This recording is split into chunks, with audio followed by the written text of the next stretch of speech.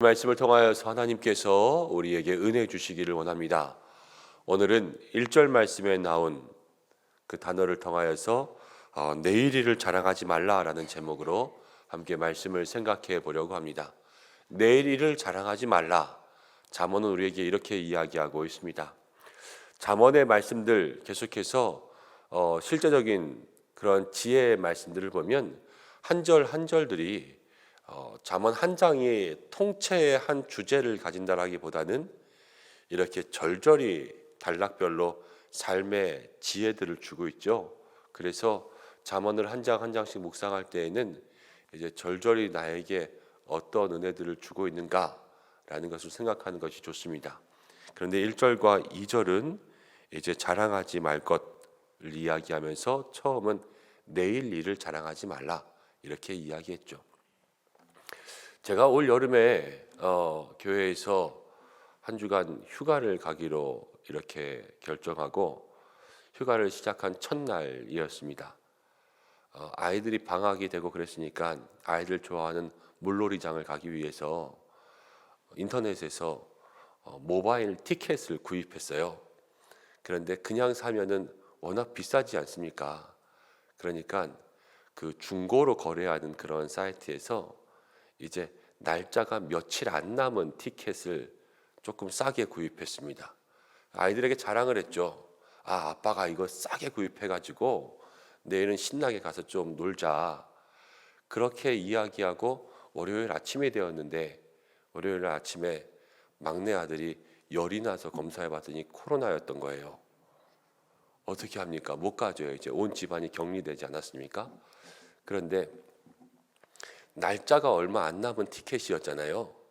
그러니까 이거를 안 가면 없어지고 우리는 어차피 일주일 동안 못 가니까 어쩔 수 없고 다시 좀 되팔아야 되겠는데 또 날짜가 하루 줄어들고 며칠밖에 안 남았으니까 더 싸게 팔 수밖에 없는 거예요.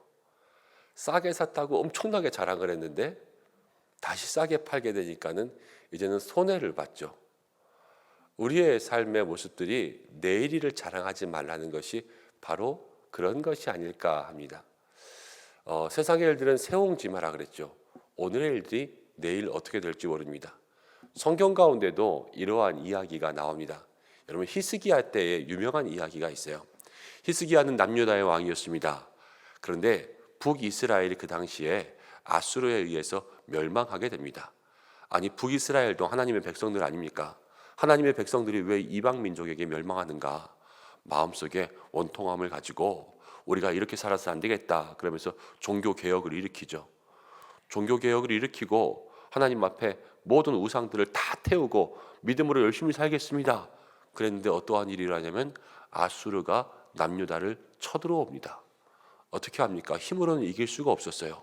그래서 하나님 앞에 기도할 때 하나님께서 아수르의 군대 18,500을 쳐서 죽이십니다.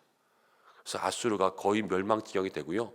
아수르 왕은 그날로 도망하여서 자기 나라에 들어가는데 자기 나라에서 암살을 당합니다. 아수르가 흔들리는 거예요. 남유다를 공격했다가. 그런데 그 이후에 히스기야에게 병이 찾아왔죠. 그렇지만 하나님 앞에 열심히 기도하여서 병이 나았습니다. 아수르가 약해지니까 그 주변에 바벨론이라는 나라가 있었는데 바벨론이 아수르를 쉽게 공략해 버렸죠. 그리고 바벨론이요 그 당시 이스라엘 주변에 강대국이 되었습니다. 그런데 바벨론이 이상한 거예요. 아니 아수르가 엄청 큰 나라였는데 남유다에게 멸망했단 말이에요 거의. 그리고 히스기야 왕은 죽는다는 소문이 있었는데 멀쩡하게 살아가지고 다시 나라를 잘 다스리고 있다는 것을 보니까 바벨론에서 이상한 생각이 들어서 이제 남유다에 사신들을 보내요. 사절단을 보내서 인사하는 척하지만 그 나라를 보는 거죠. 그런데 히스기야가 바벨론에서 온 사절단들을 데리고 마음에 기쁨이 있어서 큰 나라가 지금 방한을 했으니까 그래서 왕궁에 있는 모든 것들을 다 보여줍니다. 우리나라는 이렇고 있습니다.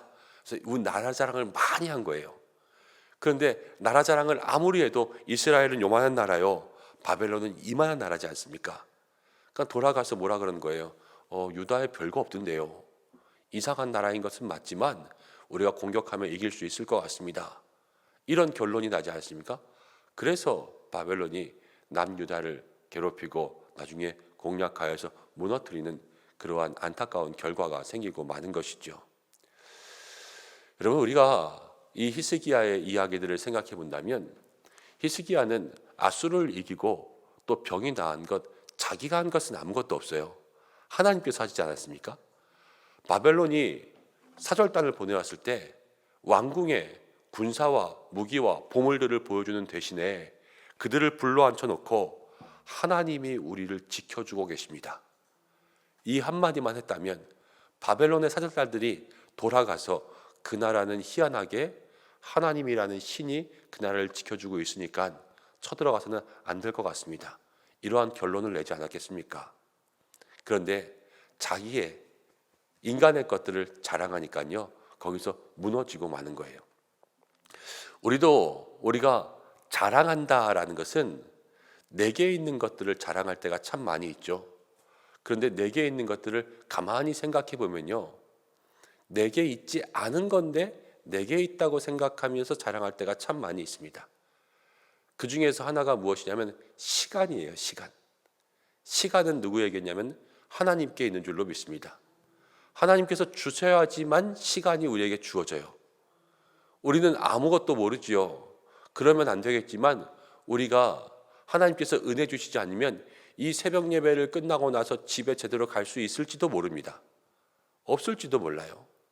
우리의 삶이 우리가 오늘 다 같이 기도하지만 내일 같이 못 만날지도 몰라요.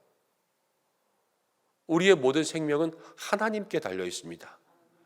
여러분들 걸 마음대로 자랑하려면 여러분들 걸 마음대로 자랑할 수 있지만 하나님이 내게 주신 것이기 때문에 이것은 내가 자랑하는 것이 아니라 하나님, 내게 주신 하나님을 자랑하는 것이 성도의 삶인 거예요.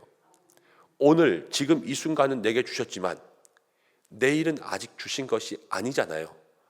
이것은 자랑이 아니라 기대할 것이고 또 하나님께서 오늘을 주셨기 때문에 주신 하나님을 늘 자랑할 수 있는 삶, 이것이 우리 모든 성도들에게 있어야 되는 거죠.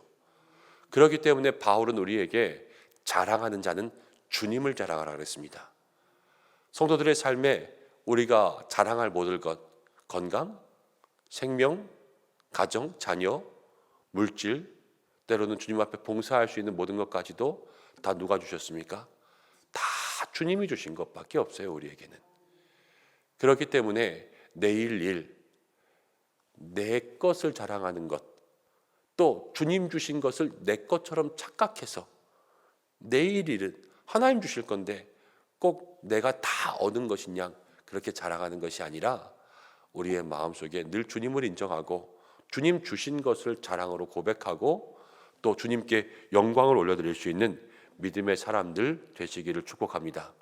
그러면서 내일 일을 자랑하지 말라. 무슨 일이 일어날지 알 수 없음이니라. 2절은 이렇게 이야기하죠. 타인이 너를 칭찬하게 하고 내 입으로 하지 말라. 자랑할 때에도 내게 주신 것들이라고 할지라도 될 수 있으면 성도들의 삶은 겸손하라는 거예요.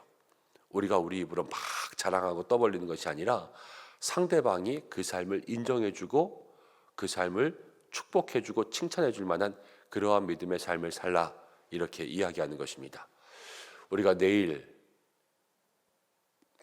일이 아니라 우리가 하나님 주신 것을 늘 자랑하고 또 겸손함으로 사람들에게 하나님 앞에 인정받을 수 있는 믿음의 사람들 되시기를 바랍니다. 3절부터를 보면요, 분노에 대해서 이야기합니다. 당시에는 일할 때 건축하고 그러면 돌과 모래들은 다 사람이 지고 날랐지 않습니까? 돌과 모래는 무거운 거였어요.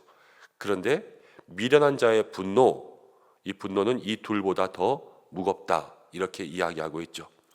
분노가 왜 무겁다라고 이야기했냐면 돌을 들 때를 생각해 보면 낑낑대고 그것 때문에 버거워하지 않습니까?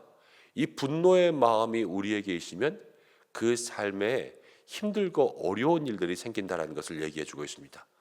우리의 마음에 분이 가득할 때 그 마음이 평탄하지 않은 거예요. 4절 보면 분은 잔인하고 노는 창수 같거니와 투기 앞에야 누가 서리요. 이 분노, 화내는 것을 통하여서 잔인하고 또 창수 같고 또 투기 같다, 이렇게 이야기하죠. 아, 우리 안에 분노는 반드시 무엇인가 상처를 입게 하는구나. 그것을 마음속에 기억하시기 바랍니다. 화를 내는 것은 나를 상처 입게 하거나 아니면 남을 상처 입게 해요. 아니면 둘 다를 상처 입게 하거나. 살아가면서 화를 안 낼 수는 없죠. 또 어떻게 죽어라고 참고만 살겠습니까? 그렇지만 노하기를 더디하는 것이 낫다. 성경은 우리에게 이야기하고 있습니다.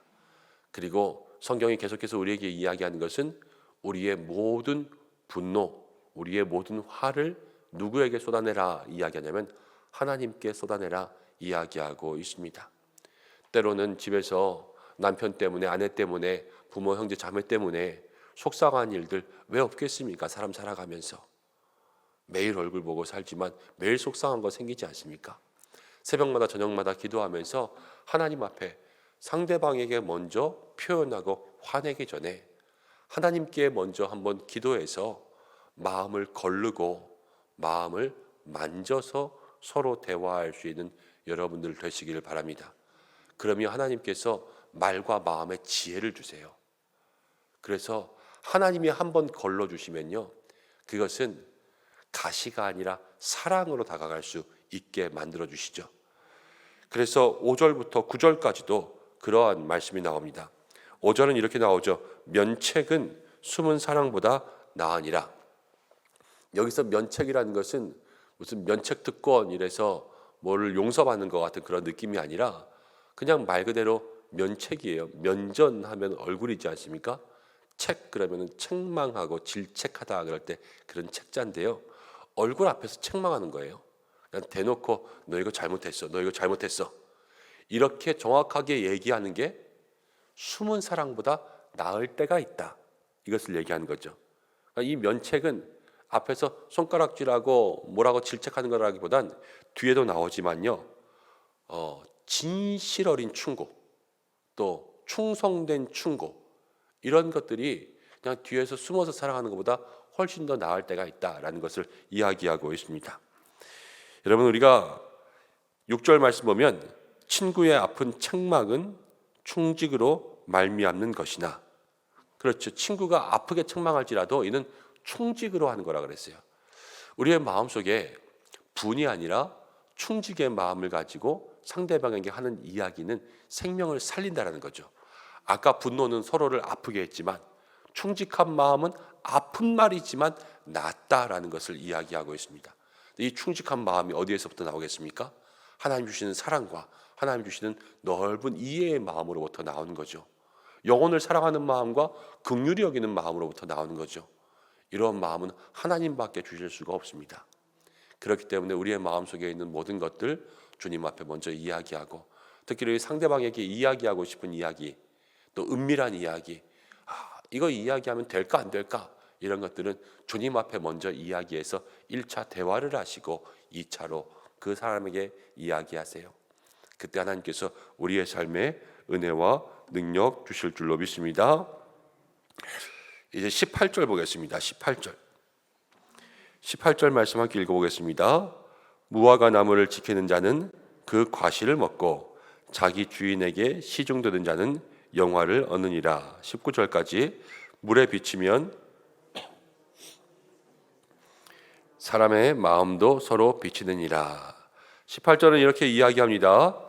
자기 주인에게 시중드는 자는 영화를 얻는다. 주인에게 시중을 들어요. 이건 종이죠. 그렇지만 주인에게 시중을 들면 영화가 생긴다. 영화, 좋은 것, 번영, 존귀, 또 칭찬 이런 것들이 아니겠습니까? 이렇게 이야기하고 있습니다. 주인을 열심히 섬기는 것 그 자체가 하나님 기뻐하시는 것이라 이야기하죠. 우리들에게도 청지기로서의 사명을 주셨으면 하나님을 잘 섬기는 규율이 우리에게 필요한 것이고, 우리의 삶의 자리에서 여러분들이 사람과 사람의 관계에서 또 섬겨야 되는 그러한 일들이 있습니다.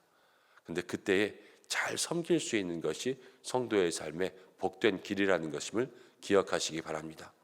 요즘 세대를 보면요, 저는 그렇게 생각해요. 충신이 필요한 시대다. 정말 충신이 없습니다. 충신이. 왕이 있으면 그 왕을 움직이는 정말 충신이 있어야 되지 않습니까? 나라의 대통령에게도 그렇고요. 우리의 모든 삶에도 그렇습니다. 여러분들 직장에도 그렇고요. 교회도 그렇고요. 또 목회자들에게도 그런 것 같습니다. 충신. 정말로 그 마음속에 내가 아니라 공동체를 생각하고, 내가 아니라 세운 리더십을 생각하고, 내가 아니라 정말로 하나님의 영광을 위해서 무엇인가 희생하고, 또 내가 조금 더 하나님 앞에 드려질지라도 충분한 마음의 각오가 돼 있고, 또 어떠한 일이 내 앞에 다가올지라도 이익의 마음에 굽지 않고 하나님 기뻐하실 것에 마음을 두는 그러한 충신이 필요한 시대인데, 충신이 없어요. 요즘에 우리의 주변에. 여러분들의 삶이 하나님 앞에서 세우신 모든 자리에 충신들이 되시길 바랍니다. 성경이 얘기했습니다. 맡은 자에게 구할 것은 충성이니라. 충성된 마음이 있는 사람들이 온전히 하나님 앞에 바로 서게 될 줄로 믿습니다. 19절에 사람의 마음도 서로 비친다 그랬죠. 물이 얼굴을 비치는 것처럼 충성된 행동, 또 충성된 신화, 이러한 모든 삶은 충직한 마음에서부터 나온다라는 것을 생각하게 됩니다. 여러분, 사람에게 충성되지 못하면 하나님 앞에서도 충성되지 못합니다. 보이는 사람에게도 그렇게 하지 못하는데 보이지 않는 하나님께 어떻게 그렇게 하겠습니까? 사람에게 하는 걸 보면 하나님께 하는 것도 얼추 보여요. 그렇지 않습니까? 우리의 삶에 오늘의 이 말씀이 나의 마음에 무엇을 말하시는가, 이것들을 다시 한번 생각해보고 또 주님 앞에 충성된 하루를 살아갈 수 있게 되시기를 바랍니다. 23절 한 절만 읽고 마치겠습니다. 23절입니다. 시작. 내 양떼의 형편을 부지런히 살피며 내 소떼에게 마음을 두라. 목회자들에게 참 이 말을 많이 하죠. 교회를 돌볼 때 양떼의 형편, 소떼에게 마음을 두라. 그렇습니다. 저부터도 그래야 될 거고요. 또 우리 모두에게도 사실 그래야 됩니다. 여러분, 양떼와 소떼가 꼭 여러분들 모든 성도님들만을 이야기하는 것이 아니라 주신 모든 것들을 이야기합니다. 가정을 돌보는 것이기도 하고요. 일들을 돌보는 것이기도 합니다. 그래야 양떼로부터 소떼로부터 먹을 것들이 생겨요. 뒤에 보면 여러분들의 일들을 부지런히 살피고, 여러분들의 가정을 부지런히 살피고, 일들의 마음을 두고 가정의 마음을 두는, 이건 성실한 삶이죠. 우리 믿음의 성도들이 모든 일에 성실한 삶을 살 수 있게 되기를 주님의 이름으로 축복합니다. 그래서 내일 일을 자랑하지 말라. 하나님 주신 모든 것들은 하나님을 위해서 자랑할 수 있는 것. 우리의 마음에 분으로 상처를 주는 것이 아니라 충성된 마음, 충직한 마음으로 사랑보다 더 큰 좋은 면책의 말들을 감당할 수 있게 되기를, 그리고 말씀드렸죠. 충신이 필요한 시대에 여러분들이 충신이 되시기를, 또 오늘의 마음을 잘 잡고 성실한 삶을 살아가게 되기를 주님의 이름으로 축복합니다. 기도하겠습니다. 고마우신 아버지 하나님, 오늘도 잠언의 말씀을 통하여서 우리에게 삶의 지혜와 또 붙잡아야 될 기도의 제목 주시는 줄로 믿습니다. 하나님, 우리의 마음을 주관하여 주셔서 늘 주님 주신 것들 자랑하게 도와주시고 모든 자랑을 주님께 영광 올려드리게 하여 주옵소서. 특별히 하나님, 우리의 마음을 다스려 주셔서 분냄이 사라지게 하여 주시고 우리의 마음속에 오직 사랑으로 또 오직 충성된 마음으로 진실된 이야기를 할 수 있도록 인도해 주시고, 하나님, 충성된 사람들이 필요한 시대에 우리가 그 사람들 되게 하여 주시고 모든 주시는 일에 성실하고 부지런한 삶이 되게 역사하여 주옵소서. 우리 은성의 성도들을 사랑하여 주옵소서. 긍휼히 여겨 주시고 은성의 성도들에게 복의 복을 내려 주옵소서. 한날의 삶도 지켜주시고 동행하시고 일터와 가정과 모든 계획된 일들마다 주께서 주관하여 주시고 어느 곳에 있든지 하나님 그곳에 천군과 천사로 함께할 수 있도록 주여 인도하여 주시고, 가정과 자녀, 특별히 입시 가운데 있는 자녀들, 또 자녀들의 모든 삶에 결혼과 임신과 출산을 위해서 기도하고 있는 모든 자녀들 주께서 붙잡아 주시옵소서. 하나님, 나라가 많이 어렵습니다. 또 하나님, 남북의 문제들, 전 세계의 문제들이 참으로 힘들고 어렵습니다. 주여 아버지, 주님밖에는 없사오니 주님, 정말로 이 땅에 주님의 정의와 공의가, 주님의 은혜와 능력이, 복음이 하나님 뻗어가게 역사하여 주시고, 이제 11월 20일을 기도합니다. 하나님 그날에 역사하시고, 이제 돌아오는 금요일 철야 기도회, 우리가 10월 약속된 또 마지막 주의 철야 기도회입니다. 하나님 큰 은혜 내려 주옵소서. 한날의 삶을 주님께 의탁드리오며 기도하는 모든 입술마다 성령을 부어주시기 원하오며 예수님의 이름으로 기도드립니다. 아멘.